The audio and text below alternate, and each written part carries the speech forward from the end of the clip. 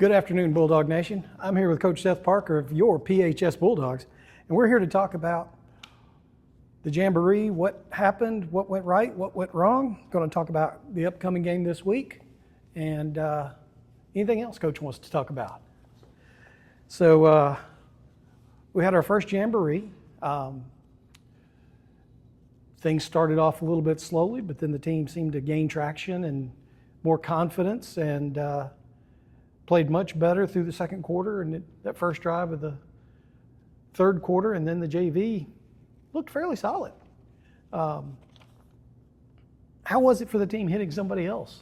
Yeah, it felt great. It was good to see us play. Obviously, as you said, another colored jersey, another team, and you've been going at it for a while with pretty much against the same guys outside of a few days in the summer where you do 7-on-7s or an OTA. And so it was great to be able to put on the pads and go hit somebody else. And like you said, kind of a slow start, but even then, like offensively, I felt like we were moving the ball. Just kind of had some penalties, kind of shot ourselves in the foot on those first few drives, and then we're kind of able to. They made one mistake, they busted. We were able to hit a play, and then from there we're kind of able to get some things rolling. And defensively, kind of the same deal. Thought we gave up a big play on the first play. It's kind of we just missed assignment first play.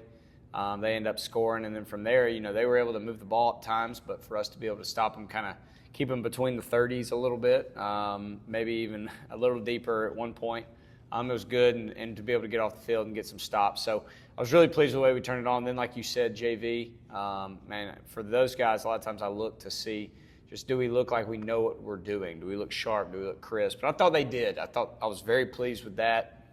I thought those guys went in and did a great job of when they had a chance to make plays. I'm talking both offense and defense. And guys like, Ryder Collier caught a touchdown, big play. I thought Tripp Sibley and Braden Graham both played really good at quarterback. Lamar Atkins had a great hit. We had a variety of JV guys that stepped up and played well too. So I was really excited about that as well, and just knowing that the future's bright. Yeah, definitely. Not to discount anything that Sardis did. Their wide receivers were fast and talented. They were short of running back, but if they're running with a full offense, we probably have our hands full all night. Mm-hmm. How's the energy been at practice this week?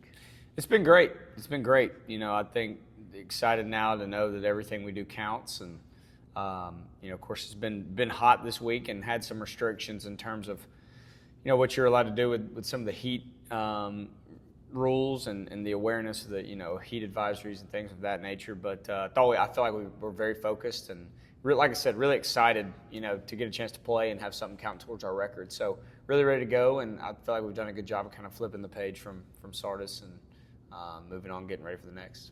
Okay. So Columbia has a new head coach, but they have many of the same players. I don't know if they graduated many last year. How do you prepare for a new team like that? So it's a challenge we presented a lot for teams last year. Yeah, very similar. I mean, that's a good point. It's very difficult, honestly, simply because, there's been years where I've coached against teams that they've had the same coach for the last 10, 15 years, and you still have to – it's still difficult to kind of get a gauge exactly on what they're going to do. I mean, you have a much better, idea than necessarily what we would have right here with Coach Coates coming in, and but also on the same token, it's also his first head job, like you said, for us last year. Same with me. So, teams don't necessarily know exactly what you're going to do because you've never been a head coach before to put on display what your teams may look like. So, again, with it being a first-year head coach, but also just the fact that he's a new head coach, it does make it difficult. But kind of like you said, new player or new staff. Same players. They obviously will probably have some new players out with the new staff, it being exciting in the hallways and things like that. But we've done our best to kind of look at rosters from previous years and obviously last year and see who would be back, who's expected to be back, and kind of the film that we have on them from last year with our game and whatnot, trying to get a gauge on what their abilities are and their strengths and weaknesses. So yes, it is. A tough game plan, definitely, but it's something that you have to deal with from time to time, and something we're just kind of rolling with the punches. So basically, you just got to get a sense of what their personnel is, what the personnel is capable of, and then figure out how would you respond to this. If they did this, how would you respond to that?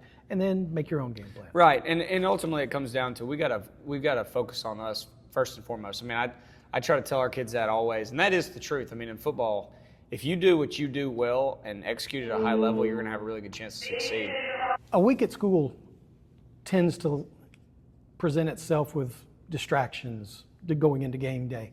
How do you keep the teams focused, and how do they handle those distractions? Yeah, I think the biggest thing is just trying to keep the main thing. Like with high school football, that's one thing that I love about it is kind of the pageantry of it and all the things that come with school and, the pep rallies or the themed games, things of that nature. And I think that's so fun. It's awesome. I think we do a great job of doing those types of things here at Priceville.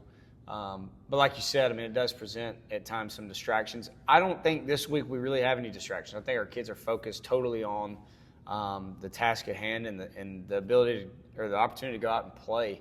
I mean, we talk about it last week. We talked about it with the Jamboree kind of being one of those deals where it doesn't count on your record, but the motivation behind it. And to me, first off, you shouldn't have to have any motivation to play a game. It's exciting. It's what you work for. But that was the message. You work all year long for 11 guaranteed contests between a spring game or a Jamboree and then 10 games. You're shooting for that 12th game, that 12th night, but you get 10 or 11 of these things a year.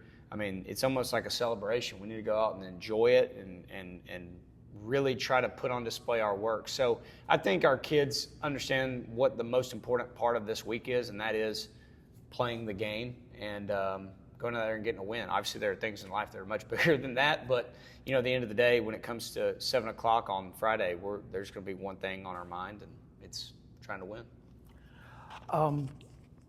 One last question for you. If you can think something, tell us something about the team this week that nobody knows. That's a good question.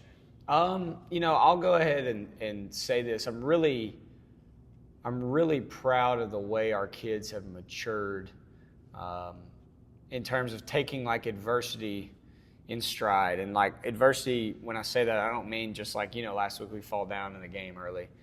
It's just wrenches thrown into our week, whether it be this or that. We've had some kids that in the past didn't necessarily have the right mental focus to go through a practice, and this happened or that happened, and it changed the practice schedule. So we got to flip things around, them stay locked in and really get it done. This week, as I mentioned earlier, we've kind of had some heat advisory, heat awareness type situations where state rules require you to not wear a certain amount of equipment or not practice for as long.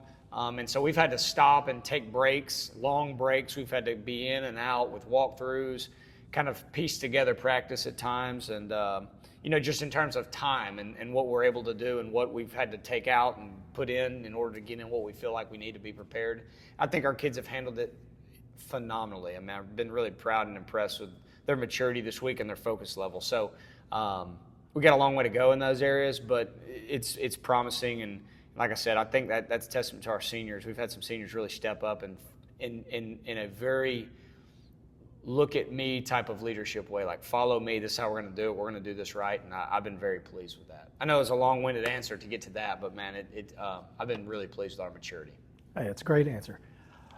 Bulldog Nation, you know the assignment. Friday night, home opener, playing the Columbia Eagles. Thank you, Coach, for your time. Don't forget to show up early. There will be a remembrance of Chloe Hastings before the game about 6:30. So show up early, wear your shirts, come out, be loud, be proud. Let's show the Eagles how we do things in Priceville.